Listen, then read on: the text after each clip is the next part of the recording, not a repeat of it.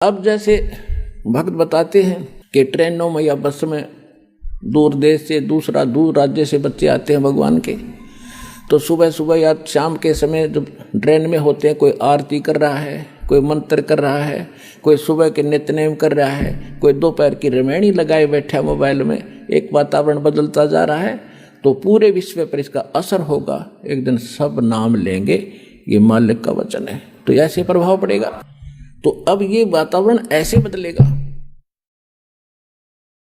परमात्मा की वाणी में बहुत ताकत है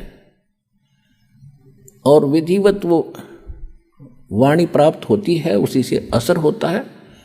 सब यानी अधिकारी से लेकर जो नाम जाप किए जाते हैं उनको आप भी असर होगा और वातावरण के अंदर ये बहुत प्रभाव पड़ेगा। अब आप देखते हो कितने टीवी चलते हैं, सब जगह ये राजनीति की बातें, फलाना ये दकड़ा ये बड़ा, इसको तो एक नंबर पर मान रहे हैं। ये एक नंबर पर तो इन टीवी वालों ने भगवान की चर्चा सुनानी चाहिए दिन में कई ताकि आत्मा इंसान की बुद्धि बदले, बुराइयों से दूर हो और संसार में शांति पैदा हो। या तो शांति पैदा कर रखी है। अब फिल्मों में देखते हैं विवाह करते हैं जो इतनी बड़ी बारात दिखाओगे और 1 किलोमीटर से बाजे बजाने वाले तुर तुर करते, तो आम आदमी की भी वाई वृत्ति होती जा रही है। तो ये सारा काम बिगाड़ दिया इस मीडिया ने गलत प्रचार करके। ये प्रचार करे भगवान का, सुबह उठते सब देखें, किसी टाइम भी टीवी लावे जब मालिक की चर्चा पावे, तो एकदम परिवर्तन होगा पूरे विश्व में। ऐसे ये तो होना ही है, क्योंकि भगवान ने ये इंस्ट्रूमेंट बनवाए न्यू हैं। ये कितने दिन इनमें दुरुपयोग करेंगे उसका समय आने दो। जनता जागेगी जब इनको कहेंगे भाई ये नहीं, अच्छी बात चलाओ, इसमें बच्चों पर अच्छा असर पड़े, माँ बाप पर भी अच्छा असर पड़े और सारे संसार में एक सद्भावना उत्पन्न हो, तो वो समय तो आएगा। क्योंकि ये बनवाए इसलिए है परमात्मा ने, नहीं 10 साल पहले कितने ना थे, ये 15 साल पहले। अब इसलिए दाता ने इंस्ट्रूमेंट, मोबाइल, इनके अंदर ये मेमोरी कार्ड, इसमें 20-20, 40-40, 100 घंटे के सत्संग सुन लो, डाल लो, नए सुनो दिन में मंत्र। न अनपढ़ आदमी सुन लो, कान के ला कर लीड, दूसरे नहीं ना पता चले के बोल रहे के सुनाइयो। सफ़र करते हो बस में, कान में लीड लगा ली, मंत्र शुरू कर दिया, अपना ना पड़ोसी ने मेरा के कर रहा है, और कितना लंबा सफ़र हो, मिनटों में जाओगा। और उस समय जब नाम नहीं है तो क्या देखता जाओगा, यूँ क्यों आ गया, वो देखियो देख खड़ा है झांकी में देखे जा। अब भक्ति देखो, भगवान देखो, भक्ति करो, पीछा छूटेगा ऐसे। अब हम आते हैं अपने मूल सत्संग पर। अब जो प्रसंग चल रहा है कि यहाँ इस काल ने हमारे को विवश कर रखा है, जीव के बस का नहीं। अब ब्रह्मा जी के अंदर से एक ऐसी तरंग निकल रही है, ऐसी किरण निकलती है जो प्रत्येक जीव को प्रभावित किए हुए, तो विवश हो है वो ऐसा करता। अब जब प्रसंग चल रहा था कि ये परमात्मा कहते हैं वो मोक्ष उस साधना से होगा, वो हठ योग नहीं है। नाम उठत नाम बैठत नाम सोत जागवे, नाम खाते नाम पीते नाम सेती लागवे। ये तो सुख संवेद उस तत्व ज्ञान में भगवान ने बताया कि ऐसे साधना करो। और हमारे वेद बताते हैं, यजुर्वेद अध्याय नंबर 40 के मंत्र 15 में कहा है कि वायु अनिलम अथिदम भस्मांतम अमृतम भस्मांतम शरीरम ओम कर्तु समर कल्वे समर कर्तुम समर। परमात्मा की जो भक्ति है, ओम नाम का सिमरण करो, काम करते करते करो, विशेष कसक के साथ करो, और मनुष्य जीवन का मूल उद्देश्य जानकर ओम नाम का जाप करो। और ओम नाम के जाप से जितना मोक्ष होना है वो इस विधि से प्राप्त होगा। और ये सुख संवेद बता रहा है। हठ योग तो किसी वेद में नहीं, गीता में नहीं। तो ये हठ योग कहाँ से लाए? ये मनमुख आचरण है, मनमाना आचरण है, ये मनमुखी साधना है, ये गुरुमुखी नहीं है। तो जब तक हम सतगुरु के द्वारा बताए साधना ज्ञान को नहीं ग्रहण करेंगे, तब तक हम ऐसे ही डले ढोते।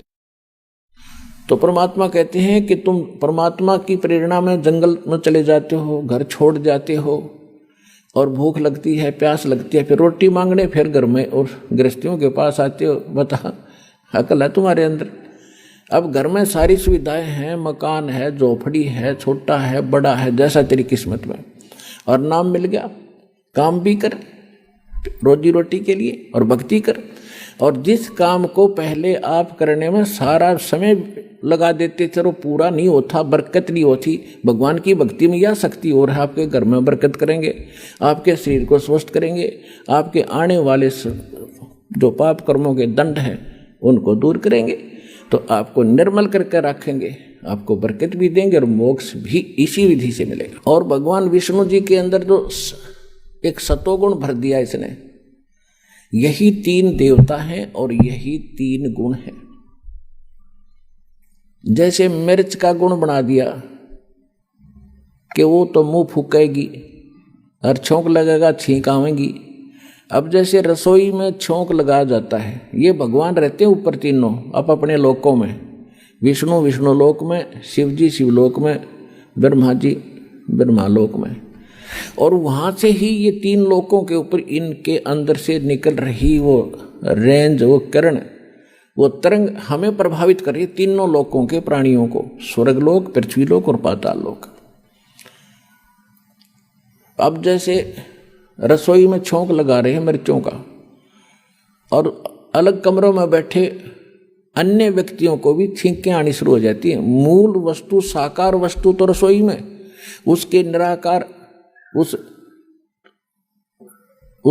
तरंग ने जाकर वहां विचलित कर दिए, वो छींक उनके बस की नहीं रोक दे।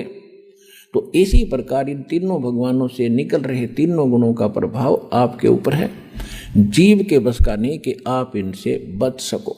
इसको बचने का तरीका है, इसकी एंटीबायोटिक बताई भगवान। वो क्या है कि डेरे डंडे खुश रहो और खुश रे लहे न मोक्ष।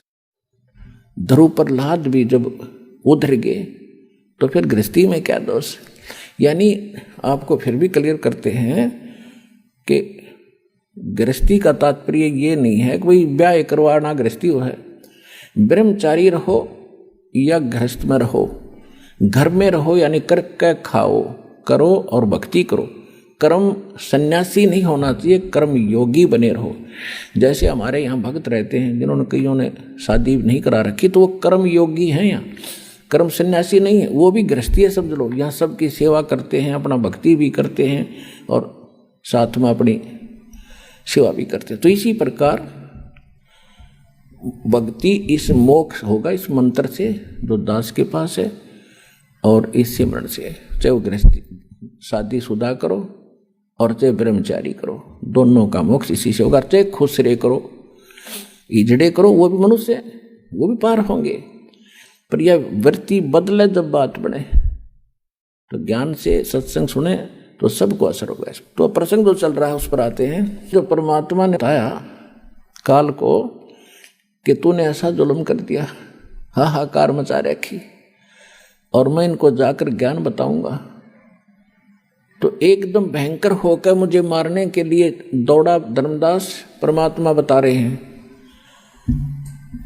और मैंने श्वास का सिमरण कर दिया, सतनाम का सिमरण किया, और उस सिमरण के ताकत से वो इतना कंडम हो गया, ऐसी स्थिति होगी, ऐसा गिर गया पृथ्वी पर जैसे पक्षी की पांख कट जाया करें, वो उड़ नहीं सकता और पड़ा पड़ा फड़फड़ा रहा होता है। अपने आत्माओं परमात्मा उन्होंने तो कोई ज़रूरत नहीं थी सिमरण समरण करने की, वो तो मालिक है। लेकिन हमें ये सतर्क करना चाहते हैं कि जिस समय आपके ऊपर कोई भी आपत्ति किसी प्रकार की आ जाए, चाहे कोई आध्यात्मिक है या संसारिक है, उस समय आपको प्रथम मंत्र मिला है तो प्रथम मंत्र का सिमरण शुरू कर दिए, जाप करिए। द्वितीय मिला है तो द्वितीय का शुरू कर दीजिए। सारनाम मिला है तो वो सारनाम और सारा मिला करके जो बनाया गया है उसका जाप कीजिए, तो आपके ऊपर तुरंत उसका प्रभाव हट जाएगा। कोई भी किसी प्रकार का संकट आप पर आए, यदि आपकी मर्यादा सही होगी, आपका कनेक्शन पावर ठीक होगा, यानी काम नाम खंडित नहीं होगा, तो आप पर वो कोई प्रभाव नहीं डाल सकता। अब वो उस माध्यम से परमात्मा हमें सतर्क कर रहे हैं कि कभी तुम्हारे ऊपर ऐसी आ भी जाती है आपदा तो तुरंत मालिक ने याद जरूर करी इस मत स्मरण के माध्यम से। फिर देखियो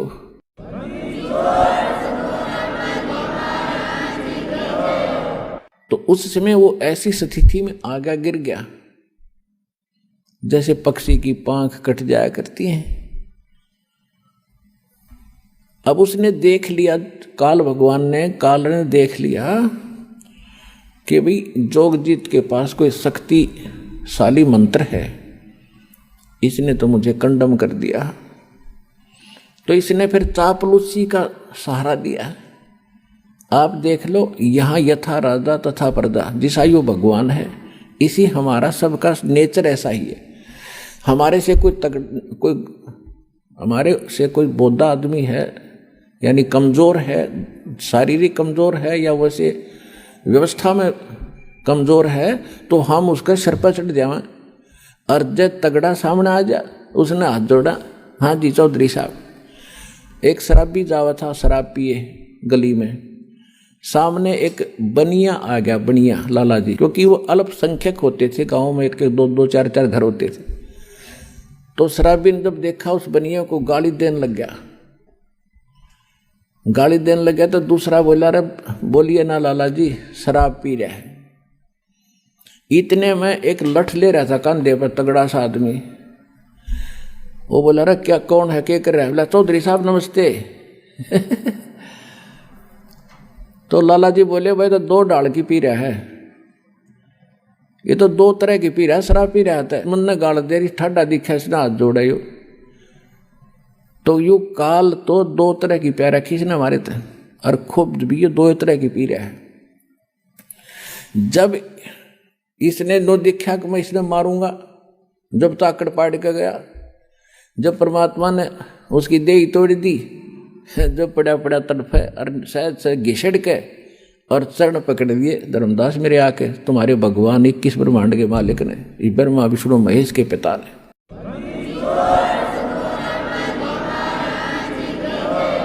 और बुरी तरह रोए, तो मेरा बड़ा भाई, मैं तेरा छोटा भाई, छोटे तो गलतियाँ करा करते हैं, बड़े तो माफ़ी करा करते हैं, आप मुझे क्षमा कर दो। मैंने तो वैसे भाई जान कर आपके साथ लड़कपन कर दिया है, माफ़ कर दो। मैं तो आपको भगवान पिता के समान मानता हूँ, मुझे क्षमा करो। जो बुरा हाल कर दिया, जब मैंने कहा ठीक है, फिर कहता है मुझे कुछ, आप नीचे जाओगे? कहाँ जाऊँगा भाई, मेरे को आदेश हो गया, मैंने जाना पड़ेगा, बस की बात नहीं। तो एक काम करियो, क्या कुछ मेरी कुछ डिमांड है या पूरी करियो पहले। परमात्मा बोले, बोल के क्या डिमांड है तेरी? इसने कहा कि नो नहीं, वचनबद्ध हो जाओ। परमात्मा बोले ठीक है, वचनबद्ध हो गया। मांग क्या मांगता कि 3 युगों में, सतयुग, त्रेता, द्वापर में, और जीव थोड़े ले जाना। यदि आप सारे जीव अभी ले जाओगे तो मैं भूखा मरूंगा, मैं क्या खाऊंगा, मुझे तो श्राप लगा हुआ है। परमात्मा बोले श्राप भी तो तेरी बकवादों से लगा होगा, तेरे मारने चला टक्या नहीं, ये भी दुखी कर दिया आत्मा। 3 युगों में जीव थोड़े ले जाना, और चौथा युग जब कलयुग आवे, तब तो शरण जीव बहु जावे। ऐसा वचन हर मोय दीजे, तब तुम गवन संसार ही कीजे। कि हे भगवान, हे परमात्मा, मुझे आप ऐसा वचन दो और फिर तुम नीचे जाना। क्या मांगा इसने? एक तो ये मांगा था कि 3 युगों में जीव थोड़े ले जाना, और चौथा युग जब कलयुग आवे, उस समय कितने ही जीव ले जाना। और दूसरी प्रार्थना ये की थी कि दाता, आप जोर जबरदस्ती ना करना, अपना ज्ञान सुना के, और जो आपके ज्ञान को स्वीकार करे हृदय से, वो आपका हो और शेष मेरे रहें। तो परमात्मा को पता था कि ज्ञान इनको हो जाएगा, फिर यहाँ रहेंगे कैसे, ज्ञानित कराऊंगा इनको जाकर चौथे युग में। तो परमात्मा ने कहा ठीक है, यह भी मान ली तेरी प्रार्थना। फिर क्या कहा कि त्रेता युग में मेरा एक अंश जाएगा, रामचंद्र नाम होगा, राजा दशरथ के घर जन्म होगा, और उसके प्रारब्ध में ऐसा लिखा हुआ है कि उसकी पत्नी को एक राक्षस उठाएगा, लंका में ले जाएगा, और उस समय उससे छुड़वाने के लिए उसको पुल की आवश्यकता पड़ेगी समुद्र पार करने के लिए। आपके बिना ये काम दाता कोई नहीं कर सकता, या दया करियो। परमात्मा को पता था कि यह आत्मा तो मेरी है, रामचंद्र भी यूँ तो ठेकेदार बन रहा है। अपने आत्माओं जैसे आपका कोई पुत्र या पुत्री है और कोई रोगी है आज के दिन किसी कारण से, मान ले देखो सत्संग ये ऐसा सत्संग है इसमें सारे पॉइंटों पर हिंट देने पड़ते हैं, हर तरह के भगत होते हैं। अब जैसे यहाँ अधिकतर रोगी आते हैं, क्यों काल ने सत्यानाश कर दिया, भक्ति खत्म करवा दी, पिछले पुण्य खत्म हो लिए, आगे भक्ति इनके पास थी नहीं, माथा टेक टेक उन चौराहे वाली माताओं पर बैठा लिया। अब सब रोगी हो गए, किसी को कोई हानि है, कोई मेंटली डिस्टर्ब है, किसी को कैंसर है, किसी को हाहाकार मात्री। तो भक्ति की शक्ति बिना ये शरीर चलेगा कैसे, ये मट्टी है। तो अब जैसे यहाँ आते हैं और कति लास्ट स्टेज पर मृत्यु के निकट है, यदि सच्ची श्रद्धा से सच्चे दिल से समर्पित होकर भक्ति करेंगे तो कति ठीक करेगा, गारंटीड बात है, स्वस्थ होंगे यदि नीत भक्ति की होगी तय।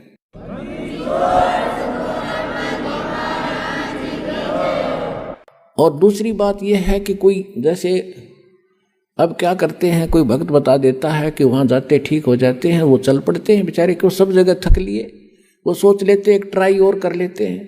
तो ट्राई करने आने वाले को यहाँ राहत नहीं मिलेगी। हाँ, यहाँ समर्पित होकर ज्ञान सुन का आवे, और चलो ट्राई करने आ भी गया तो हमारे नियमों का फॉलो करे जो हम यह बताते हैं।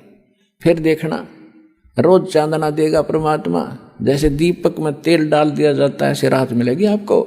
यहाँ भगवान है, समर्थ सर्वशक्तिमान कबीर साहब की शक्ति है यहाँ पर।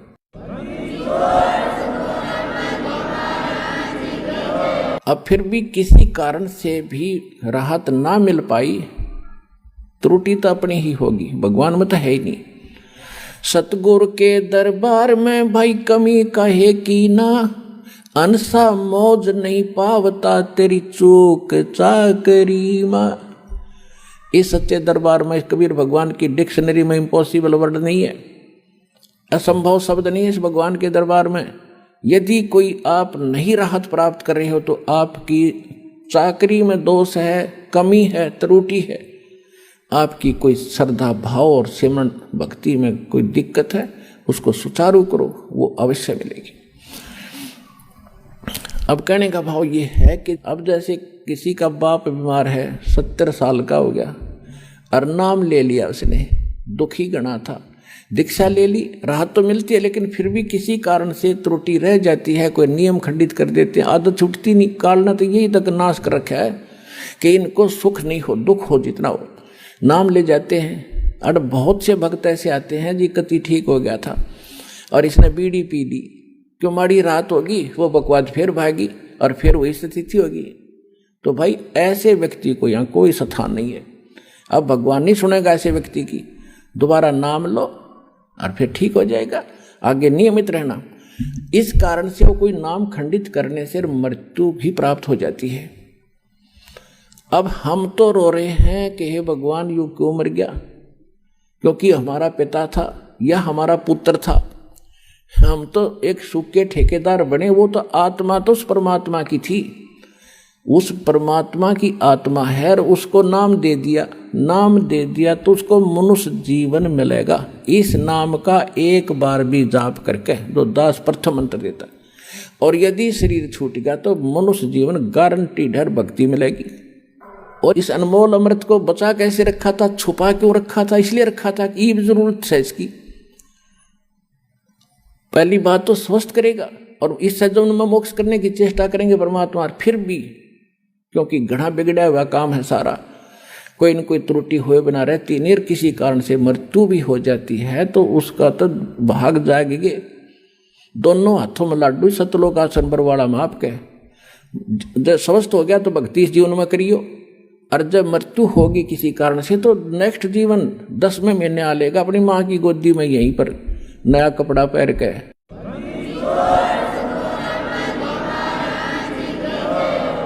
ये तो असंख्यों शरीर जाली है हमारे, ये तो एक कपड़ा बदलना है।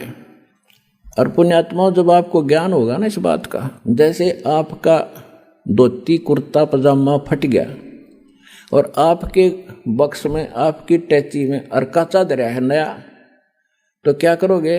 न फेंकोगे बाहर, अरका चा काट के तुरंत पहनोगे। तो ये जो शरीर है ये तो एक कपड़ा है। अगर ये खराब हो गया तो इस मंत्र से, मोक्ष से पहले भी अगर खराब हो जाता है तो नया तैयार रखा आपका टैची में, पैर के तुरंत आ लोगे यहीं पर और पार हो जाओगे। इसको ज्ञान समझना।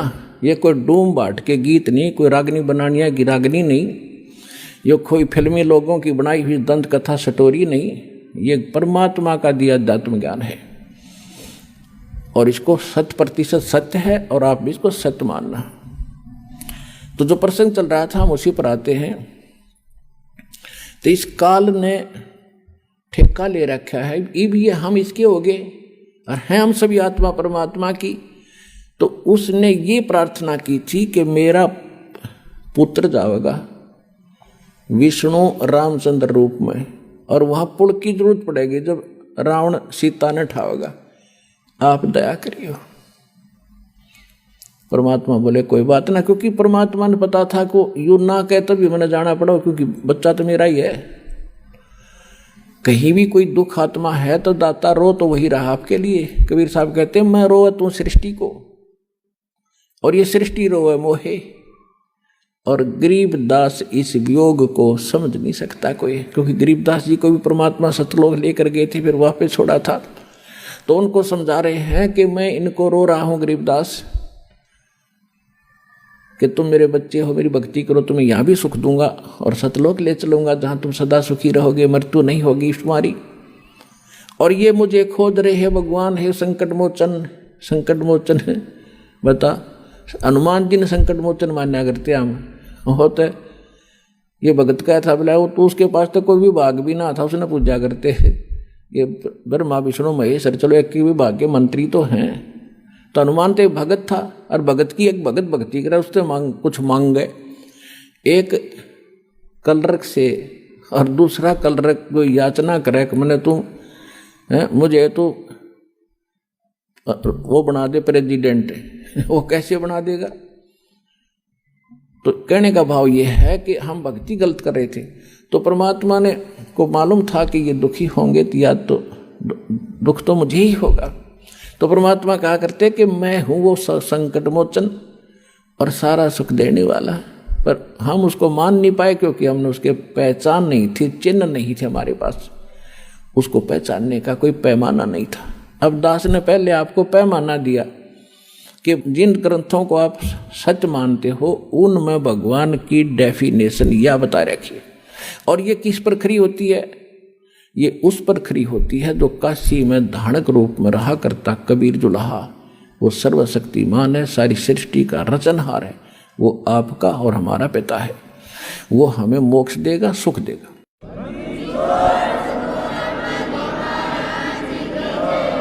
फिर क्या किया उसने? तीसरा प्रश्न ये किया कि परमात्मा द्वापर युग में मेरा पुत्र जाएगा वही, और उस समय कौन जाएगा? श्री कृष्ण यानी विष्णु जाएगा,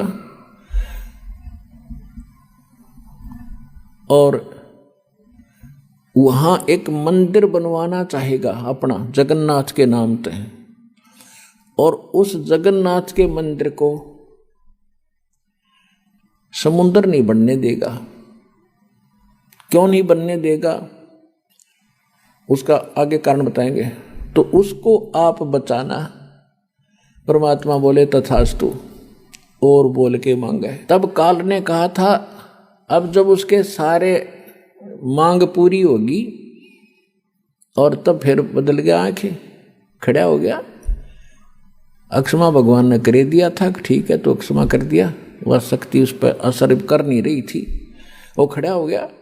खड़ा होकर न्यू कहता जाओ जोग जीत संसारा। न्यू बोला चौथे युग में ऐसा कर दूंगा इन प्राणियों को, ये भक्ति योग नहीं छोड़ूंगा, और ना जाने कितने इनके विभाग कर दूंगा, अलग अलग मजहब धर्म बना दूंगा, अपने दूत भेज के इनको गलत ज्ञान से रंगवा दूंगा। और एक और प्रार्थना की थी कि पहले मेरे अंश जावें, पहले मेरे दूत जाएं, मेरे प्रचारक जावें, और पीछे अपना बेसिक भेज दियो। अब वो सियाना बना था कि इनका पहले चला जा, सारी ये बात बता दे, मेरे वाले की कोई सुने को नहीं। परमात्मा ने पता था कि ये इतने भले ना है कि मेरे वाले की जल्दी से मान लेंगे तो कहा था ठीक है पहले तेरे चले जाएंगे, खूब या भी तेरे को छूट दे दी। फिर ने बोला जाओ जोग जीत संसारा, जीव न माने कहा तुम्हारा। क्या कहा कि अब मैं क्या करूँगा, अपने दूतों के माध्यम से अपने संत भेज के और सबको उल्टा पाठ पढ़वा दूंगा, गलत ज्ञान प्रचार करवाऊंगा, देवल मंदिर तीर्थ पत्थर पुजवान में इन्हें दृढ़ कर दूंगा।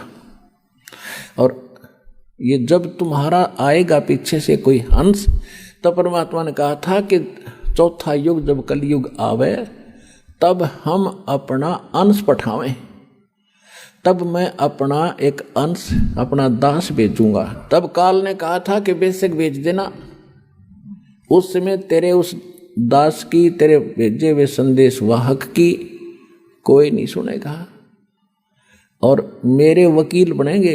इतना अज्ञान से ठोक दूंगा उनको कि मेरी ओर हो करके तेरे साथ वाद विवाद करेंगे वो, और एक नहीं मानेगा।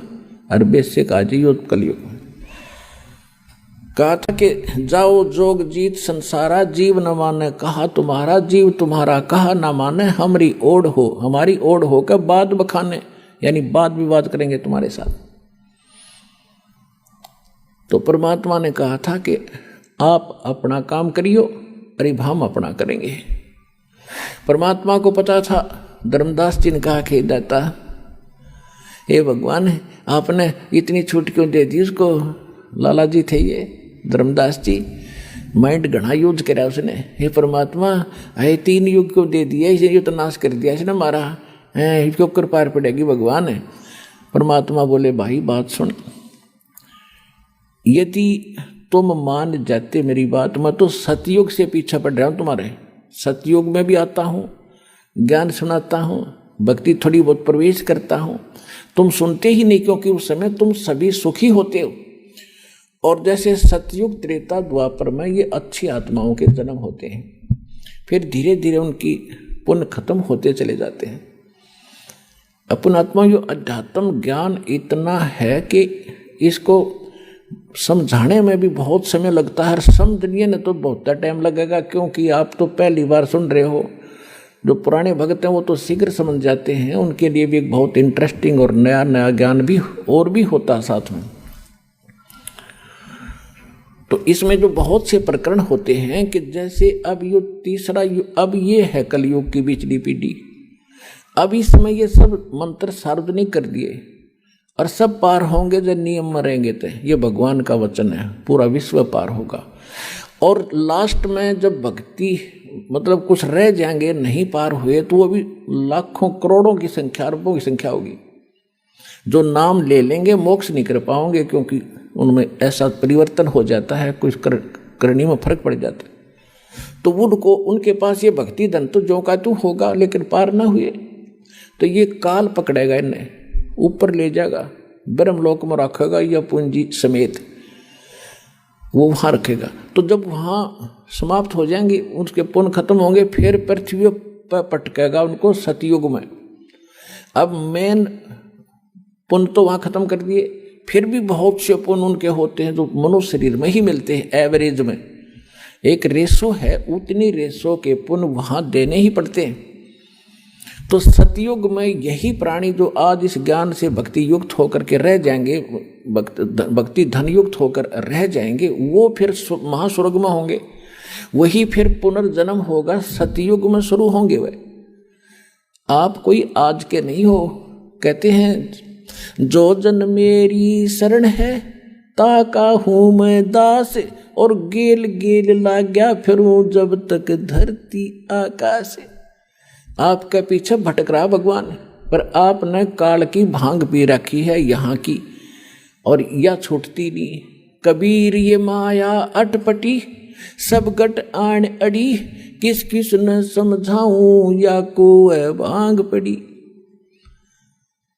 परमात्मा आपके लिए भटक रहे हैं। अब क्या कहते हैं कि सतयुग में इनका जन्म होता है, और ये भक्ति सभी ये काल की करते हैं, ये ज्ञान यहाँ दे ही रखा है, तो सभी भक्ति भी करते हैं और सुख भी हो रहे, क्योंकि वो सुख तो हो रहे थे उनके प्रारब्ध के पुण्यों के कारण, और वो मान बैठे थे कि हम जो भक्ति कर रहे हैं इससे ये चमत्कार हो रहे हैं। फिर वही आत्मा त्रेता में आ गई। त्रेता में फिर उनके और उनसे सतयुग से कम पुण्य कर्म रह जाते हैं, फिर द्वापर में, और त्रेता इस कलयुग में तक कति कंडेम हो लिया। आपके पुण्य रहे नहीं, अब भक्ति वही आप कर रहे हो, आज भी कर रहे हो। अब क्यों ना लाभ होता उनसे, 3 युगों से करते आ रहे, वो ठाठ होते दिखाई दे थे उनके, क्योंकि वो आपके प्रारब्ध के पुण्य ही फल रहे थे। इस भक्ति से आपको कोई लाभ नहीं हो रहा था।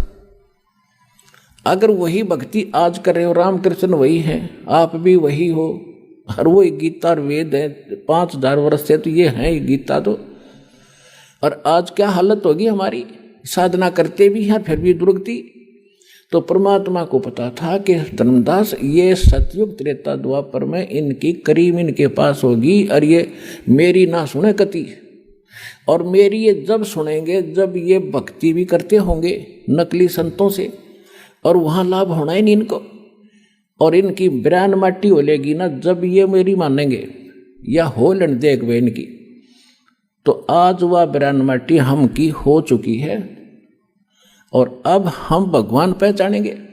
और जब ये मेरे पास आवेंगे और मेरे दास के पास आएंगे और आशीर्वाद पाएंगे या भक्ति करेंगे, इनको फिर उबार लूँगा और पार कर दूंगा। तो इसलिए ये समय मालिक ने नो सिलेक्ट कराया था।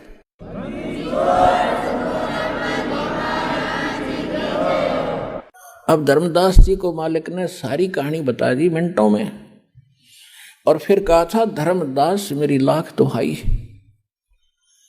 ये मूल ज्ञान जो मैंने तेरे को बता दिया, और ये मूल मंत्र, ये सार शब्द ये कहीं बाहर ना जाए, ये सार शब्द बाहर जो पढ़ी, ये मूल ज्ञान 2 जगह 2 वाणी बोल रखे हैं। एक तो ये मूल ज्ञान ये है जो दास आपको समझा रहा, आज तक ना को कबीरपंथी जानता इसको, और बाकी अगर मतलब है कि इस ज्ञान के आसपास भी आ जा। तो ये था मूल ज्ञान, और ये है मूल मंत्र, कंप्लीट कोर्स ये आपको दिया जा रहा भक्ति का। तो इसके विषय में कहा था धर्मदास मेरी लाख दुहाई, और ये मूल ज्ञान कई बार न जाए। मूल ज्ञान बाहर जो पढ़ी या बिचली पीढ़ी हंसनी तरी, ये वो बिचली पीढ़ी का समय है जो आज आपको सुअवसर प्राप्त है। और आप कोई छोटी आत्मा नहीं हो, क्योंकि आपको तो पता ही नहीं बच्चे हो, इस दास को इसका जानकार बनाया है। आप असंख्य युगों से मालिक के चरणों में लगे आ रहे हो, भक्ति करते आ रहे हो, लेकिन फिसल जाते हो, यहीं पर पार हो गए होते हो तो यहाँ क्या धक्के खाते हम। तो आपके साथ वो उसी समय से पीछे पड़ा हुआ है सतयुग त्रेता द्वापर में, और ईब आ गया वो कलयुग। जब परमात्मा आए थे सन 1398 से और सन 1518 तक, संवत 1455 से और संवत 1575 तक परमात्मा इस धरातल पर एक लीला करने आते हैं। वो उसी तरह लीला करते हुए रहे और यो ज्ञान भी दिया। तो वो थी प्रथम चरण कलयुग निर्याणा, तब मगर मांडो मैदाना। कलयुग का प्रथम चरण वो होगा जब मैं मगर से सहशरीर एक लीला करूंगा, मगर में एक लीला करूंगा, वो तो प्रथम चरण। और अब ये पिछली पीढ़ी और लास्ट की जो पीढ़ी होगी कलयुग की, वो तो कृतघ्नी हो जाएंगे, मांसाहारी होंगे, कोई नेम धर्म रहेगा नहीं। लास्ट की तो बहुत बुरी स्थिति बता रखी है सुख संवेद में, बहुत बुरा हाल हो जाएगा। तो अब ये है प्राइम टाइम मोक्ष कराने का और सतलोक जाने का, परमात्मा पाने का। और इस समय में आपको मानव शरीर और सतलोकाश्रम बरवाला जिला हिसार में आपका आना हो गया। पुणात्माओं, आज चाहे कोई ज्ञान से आ गया और चाहे कोई दुखी होकर आ गया यहाँ पर, जो आज कोई संकट निवारण के लिए आया है तो वो संकट आपके लिए वरदान सिद्ध हो गया और इससे आपका संकट भी दूर होगा और आपकी मुक्ति भी होगी। ये गिर पड़े रहे शरण में।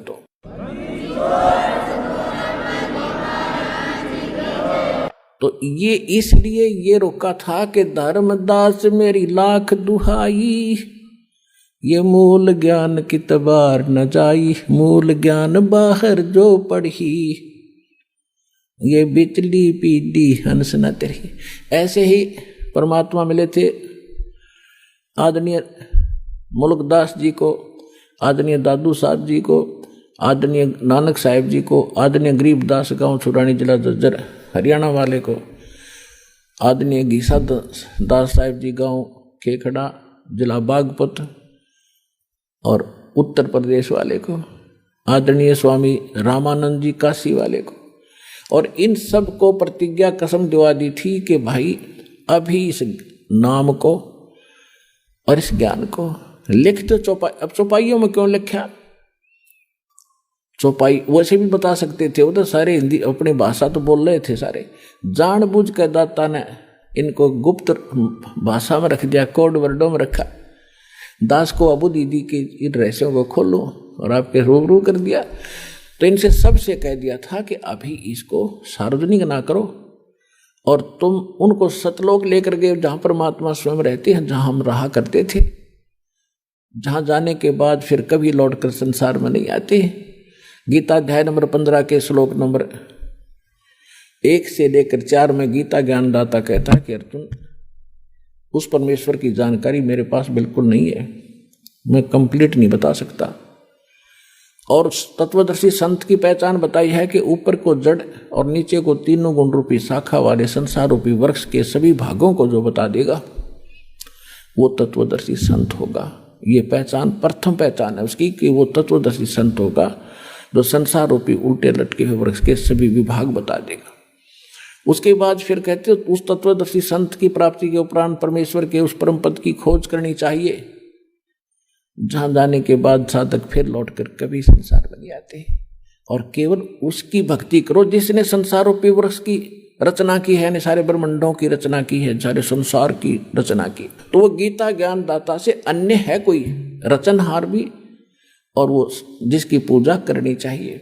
और अपनी सतिथि गीता ज्ञानदाता बताता है दूसरे अध्याय के 12वें श्लोक में, चौथे अध्याय के 5 और 9 श्लोक में और 10वें अध्याय के दूसरे श्लोक में कि अर्जुन तेरे और मेरे बहुत जन्म हो चुके हैं, तो नहीं जानता मैं जानता। तो जिसकी जो आपस जन्म मृत्यु में है उसकी पूज के पुजारी भी वही सतिथि होगी। गीता अध्याय नंबर 15 के श्लोक नंबर 16 और 17 में 2 पुरुष बताए, जहां से स्टार्ट किया था सत्संग अब वही फिनिश कर रहे हैं, अंत कर रहे हैं। 16 और 17 में 2 पुरुष बताए थे, सरपुरुष और अक्षर पुरुष।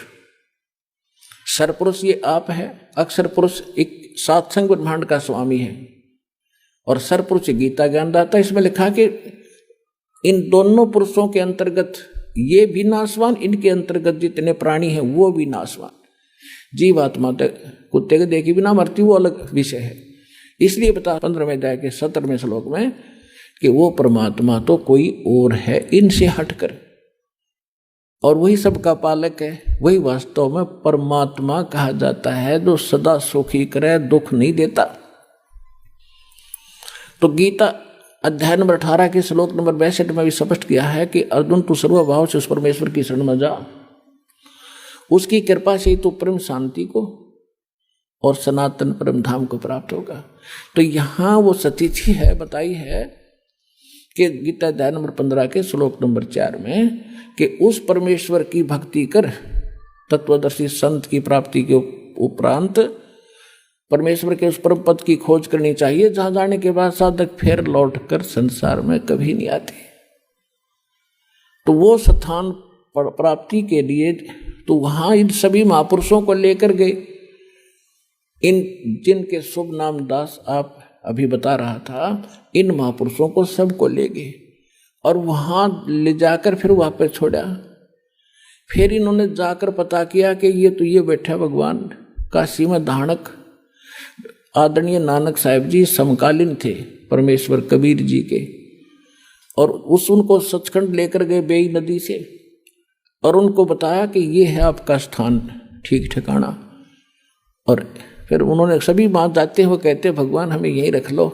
तो परमेश्वर ने कहा कि नहीं, वापस जाओ, मेरे गवाह बनो और भक्ति करके वापस आ सकते हो, न जोर जबरदस्ती नहीं कर सकता, मेरा वचन है। तो जब वापस आए तो फिर उन परमात्मा ने बताया नानक साहिब जी को कि मैं काशी में एक जुल्हा बनकर रहता हूँ, वहाँ जुल्हे का काम करता हूँ, वहाँ आ जाना, सतनाम दूंगा। तो नानक साहिब जी तीसरे दिन जब होश में आए, सतलोक से वापस आए, नौकरी त्याग, प्रथम यात्रा, प्रथम उदासी बनारस की काशी की, और वहां जा देखा खड्डी में बैठा कपड़े बुनता हुआ वही परमात्मा सृजनहार सतलोक का मालिक। तब नानक साहिब जी ने कहा था, फाई सूरत मुल्क की वेश, ए ठगवाड़ा ठगी देश, खरासियाना बोता बार, लोगों धानक रूप रहा करता। आंखों में पानी भर गया और बुरी तरह कहने लगे, देखो रहियो बैठा भगवान, ये ठगवाड़ा, ये अपने आप को छुपाए बैठा है, ये किसी के सामने नहीं आता। ये वहाँ दुलाए इकट्ठे हो गए, वो नो कही पंजाब का सरदार भी अच्छा है, इसको भगवान बताता नीरू के पुत्र को। किसी ने नहीं मानी। जब परमात्मा ने कहा था, पुण्यात्मा अभी कुछ ना बताओ, यह खाम खा व्यर्थ जाएगा आपका ज्ञान, इसको सुनाओ समझाओ, लेकिन इस रहस्य को अभी गुप्त रखो और मैं सतनाम देता हूँ, इसका जाप करो। सतना आप किसी को नहीं बताना। तो ये थे महापुरुष। नानक साहिब जी ने बैन लगा दिया, स्वयं सतनाम का जाप करते थे 2 अक्षर का। आपको दिखाया था उस जन्म साखी के अंदर नानक साहिब जी की, भाई बाला के और मर्दाना जब जा रहे थे समुद्र के ऊपर से, तो वो सारी कथा आपको बता रखी है। तो स्वयं तो वो सतनाम जाप करते थे और अन्य को झटका दे दिया कि कोई इसका जाप नहीं करेगा। क्यों? क्योंकि इस बिचली पीढ़ी तक इसको गुप्त रखना था। नित्य नकली संतों के काल के दूत राधा स्वामी से निकली हुई ब्रांचें, ओए होए, और जितने कुमार स्वामी रासाराम जैसे ये दुनिया ने ठगन लाग रहे, आज इनके पास यही ज्ञान होता है, यही मंत्र होते, तो कैसे भिन्नता बताते आज दास आपको। अब परमात्मा ने कहा था कि पहले इनको जाने दे और बकलन दे, नौवा बाई जो बकेंगे, ज्ञान तो इनके पास है नहीं। और जब मेरा दास जागा इनकी खाल तार देगा, ज्ञान की प्रमाण दिखाओगा सामने, सबको शिक्षित करूंगा अपने बच्चों को। इंस्ट्रूमेंट उस मालिक के दिए हुए हैं जो आज आपके रूबरू सदग्रंथ हो रहे हो, आप भगवान को पहचान रहे हो। धन्य आपके माता पिता जिससे जन्म हुआ।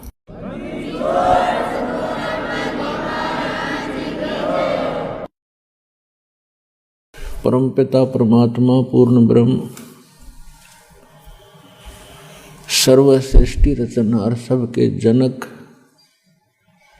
संकट मोचन कष्ट हरण मंगल करण, ये कबीर परमात्मा की असीम रजा से आप सभी पुण्यात्माएं सत्संग सुनने के लिए सतलोक आश्रम बरवाला जिला हिसार हरियाणा में उपस्थित हुए। पुण्यात्माओं, आप देखते हैं कि कोई भी कार्य सफल करने के लिए उसमें जी तोड़ मेहनत करनी पड़ती है, परिश्रम करना पड़ता है।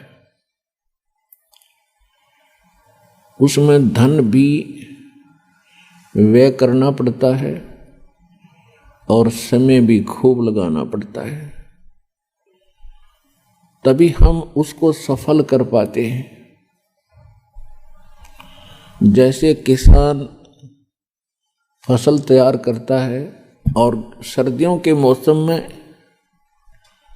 गेहूं की फसल में पानी की आवश्यकता होती है, रात्रि के समय उसको लाइट मिलती है या कोई नहर से सिंचाई का समय मिलता है। सर्दी के मौसम में कितनी शीत लहर चलती है, कई बार बूंदाबांदी भी शुरू हो जाती है।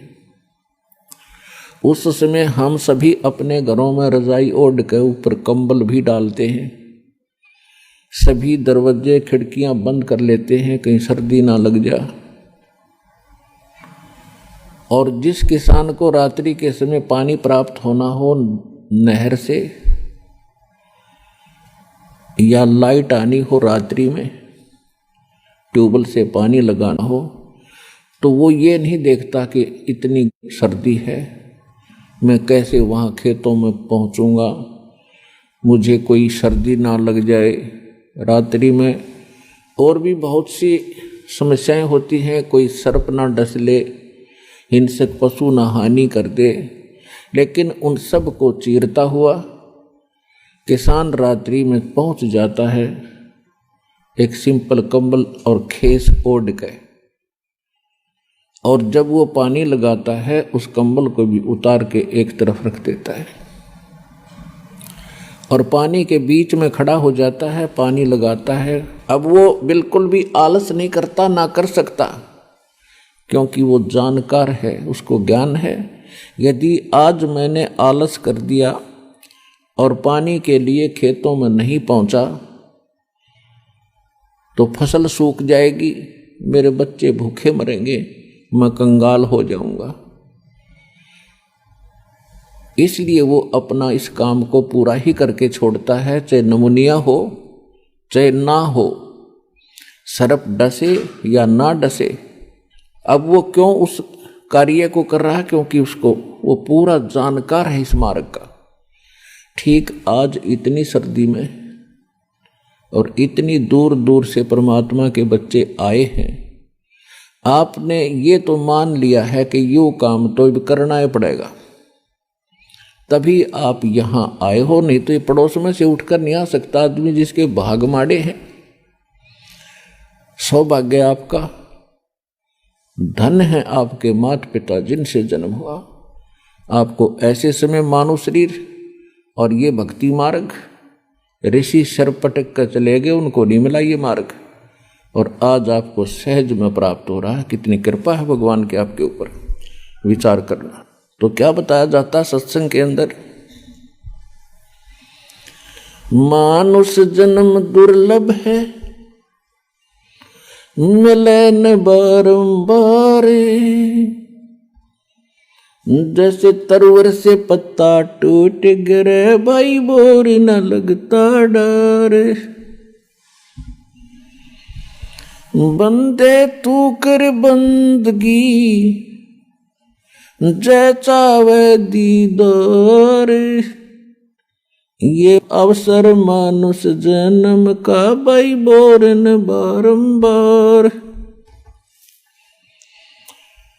मानुष जन्म पाए कर जो नहीं रट हरि नाम, जैसे कुआ जल बिना फिर बनवाया क्या काम। वो पृथ्वीपति चकवे गए जिनके चक्र चलंत, ये रावण सरीखे कौन गुण, भाई ऐसे गए अनंत। राम रटत दारिद्र भलो, टूटी घर की छान, वो सुंदर महल किस काम के, जा भक्ति नहीं भगवान। राम रटत कोड़ी भलो, चू चू पड़े जो चाम, वो सुंदर शरीर किस काम का, भाई जा मुख नाही नाम। परमपिता परमात्मा अपनी प्यारी आत्माओं को बार बार समझाते हैं कि ये मनुष्य जीवन आपको जो प्राप्त हुआ ये अनमोल है, और सतगुरु और सत्संग के अभाव से आप जो क्रियाएं कर रहे होते हो वो तो पशु पक्षी भी करते हैं। मनुष्य का केवल इतना ही काम नहीं है।